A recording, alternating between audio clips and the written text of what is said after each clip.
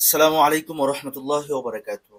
আজকের ভিডিওতে আমরা ঢাকার গুলশান এলাকায় অবস্থিত একটি ঐতিহাসিক ও গুরুত্বপূর্ণ মসজিদ, গুলশান সেন্ট্রাল মসজিদ, যা অনেকের কাছেই পরিচিত আজাদ মসজিদ নামে, তা নিয়ে জানব।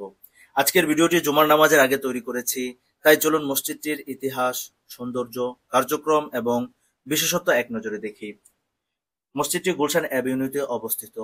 1976 সালের 18 এপ্রিল 6 একর জমির উপর এটি প্রতিষ্ঠিত হয়।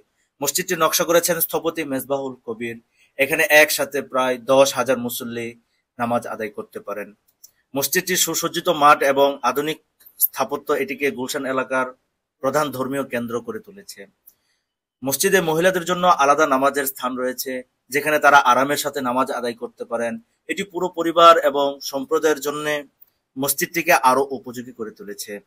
মসজিদটির ফান্ড থেকে অসহায় ও দুস্থ মানুষের সেবা দেওয়া হয়।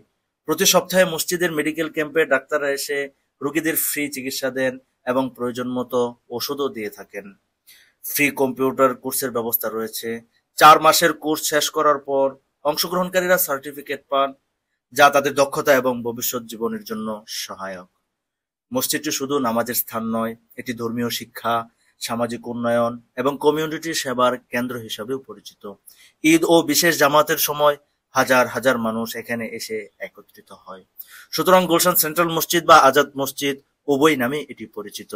বাস্তবে মসজিদের সৌন্দর্য, মুসল্লিদের আরাম এবং সমাজ সেবায় কার্যক্রম সব মিলে এটি এক অনন্য স্থান। আল্লাহ পাক সবাইকে শান্তি, বরকত এবং সুখী জীবন দান করুন। আসসালামু আলাইকুম ওয়া রাহমাতুল্লাহি ওয়া বারাকাতুহু।